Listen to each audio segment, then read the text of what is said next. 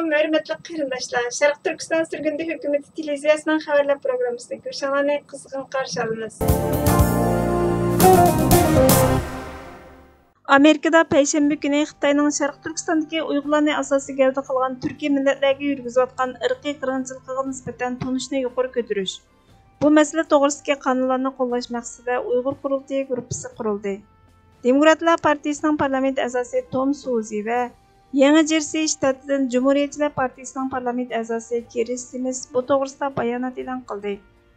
Suzi bayonotida Xitoyning Sharq Turkistonda yurgizayotgan sistemlik kishilik huquq dafsanchiligi ustida to'xtaldi va yolg'iz qurultay a'zosida emas, inson bo'lish sifati bilan negizlik insoniy izzat, hurmat va diniy erkinlik qimmat qarashini qo'g'dash majburiyatining borligini aytdi.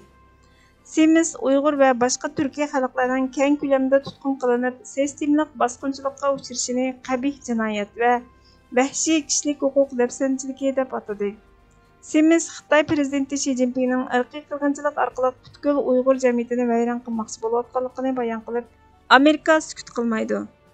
Uyg'ur guruhi mazlumlar bilan birlashib, kommunistik Xitoy hukumatining Sharq Turkistondagi rəhimsiz kishilik huquq dafsanchiligiga diqqat qildi va dunyodagi eng nachar kishilik huquq dramalarini tugutish uchun tirishadi dedi. Bayonotda Xitoyning vahshiy irqiy qirg'inchiligi tafsili bayon qilindi. Qurultayning bu orqali Amerika xalqi va dunyo jamoatining Sharq Turkistonda yuz berayotgan ishlardan xabardor bo'lishiga kafolatlik qilganligi, harakat qo'llanganda javobgarlikning muhimligini ta'kidlaydiganligi o'ttirib qo'yildi. Qurultay Xitoy Qurultay ijroiya komiteti, Tomlantus kishilik huquq komiteti va parlament adliya komitetlari orqali Uyg'ur kishilik huquq siyosati qonuni va Uyg'ur majburiy emgakning oldini olish qonuni qatorliq qonunlarni qo'llash orqali bu qonunga xiloflik qilish qilmishlarini hal qilish uchun muhim qadam tashladi. Amerikaning muavin tashqi ishlar ministri Wendy Sherman yaqinda Xitoy tashqi ishlar ministrligi amaldorlari bilan o'tkazgan suhbatda Sharq Turkistonda yuz bergan dahshatli harakatlar ustida to'xtalgan edi. Angliyadagi Yahudi fondi jamiyati Xitoyning Sharq Turkistondagi Uyg'ur va boshqa turkiy millatlarga qaratilgan irqiy qirg'inchilikqa xotim berish maqsadida 90 ming fond sterling i'ona qildi.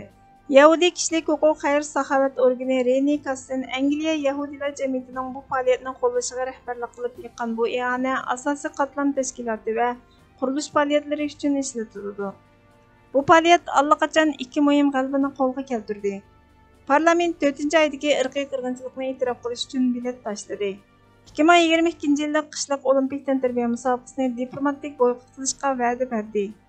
Reni Kassinning ijroiya direktori Mia Hutchinson-Giross bu sovg'at Yahudilar jamoatining Amerika va Angliya e'tirof qilgan irqiy qirg'inchilik va rəhimsiz diniy bostirishga nisbatan qarshiliqning isboti dedi. Liberal Demokratlar partiyasining sobiq rahbari Sirin Veniskabel Xitoyning Uyg'ur va boshqa Turkiya xalq musulmonlariga qilgan ziyonkashligining irqiy qirg'inchilik emasligini aytdi. Lib Demokratlar partiyasining parlament a'zosi Alister Karmchil 78 yoshli Kabilning xato so'zlayotganligini tanqidlab, irqiy qirg'inchilikning aniq faktlar borligini ta'kidladi. Türkiye Gelecek Partisining raisi Ahmet Davutoğlu partiyasining 14-navbatlik viloyat valilari yig'inida davlatning iqtisodidan ko'chmanlar siyosatigacha, sayohatchilikni taraqqiy qildirishdan Xitoy virusigacha bo'lgan nurg'un masalalar to'g'risida bayonot e'lon qilib, g'urur bilan e'tiborga erishgili bo'ladi. Millatimizning irqiy qirg'inchilik bilan ayblanishiga sukut qilasiz. Heyitni tuzukrak o'tkazolmaydigan, hatto heyit kalimasini og'izg'imi ololmaydigan Uyg'ur turklarining azobiga sukut qilasiz. Siz men zulmga uchirg'uvchilarning ovozi deyishning, zulmga uchirgan millatlarning masalasini hal qilishning o'rniga cho'ng davlatlar planining bir qismi bo'lasiz. Barliq xalqaro kuchlar Afg'onistondan chekinib chiqqanda aerodromni kontrol qilish orqali tarqoqlashtirish harakatining bir qismiga aylanasiz. Keyin Qibrısda kulliya inşa qilish bilan e'tiborga erishasiz. Davlatimizning e'tiborini yer bilan yakson qilgan tushuncha buningdan iborat.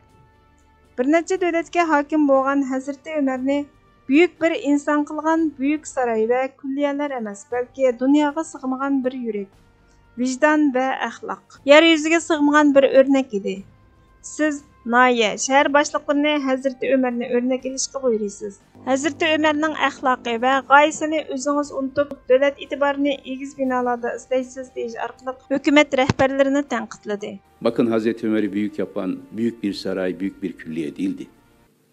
Kocaman bir yürekti, kocaman bir vicdandı, kocaman bir ahlaktı. Dünyaya sığmayan bir yürek, dünyaya sığmayan bir ahlak, dünya ve yeryüzüne sığmayan bir örnekti. Şimdi ilçe başkanlarına Hazreti Ömer'e örnek alın diyeceksiniz. Sonra kendiniz Hazreti Ömer'in tevazuunu unutup, Hazreti Ömer'in kul hakkını unutup, Hazreti Ömer'in getirdiği temel ilkeleri unutup devlet itibarını yüksek binalarda arayacaksınız. Ticarette payda çıkışıga köz yassa kılındı. Ziyan tartış görünüp tursala emas, azraqla şundaq ihtimal bolsa vaz keçiladi. Ama vatanperverlik şundaq narsaki, o yürekte yenip durgan kollektiv söygünün türtkisi hareketga aylandırılgan ulug'var g'oyadir. Uning alayidligi shu yerdagi keyingi natijani ko'rish tamoyilidagi shaxsiyatchilik mazmunlarini o'z ichiga olmaydi. Yaxshi natija umidida harakat qilinsimi, uni shart qilmaydi. Ya'ni berish, elish tartibida bo'ladigan tijoratga aslo o'xshamaydi. Butunlay beg'ishlash tipidagi fidokorlik ustiga qurilgandir. İnqilab, vatanperverlik qatorliq xalq ommasi uchun bo'ladigan harakatlarning hammasi o'zini beg'ishlash harakati bo'lgani uchun natija e'tibori bilan emas, niyatning yaxshiligi bilan qimmatga ega. Hurmatli ko'ruvchilar, xabarlarimizni ko'rgan uchun ko'p rahmat. Kelar qitimqi programmamiz ko'rishguncha Allohga omonat bo'lgaysizlar.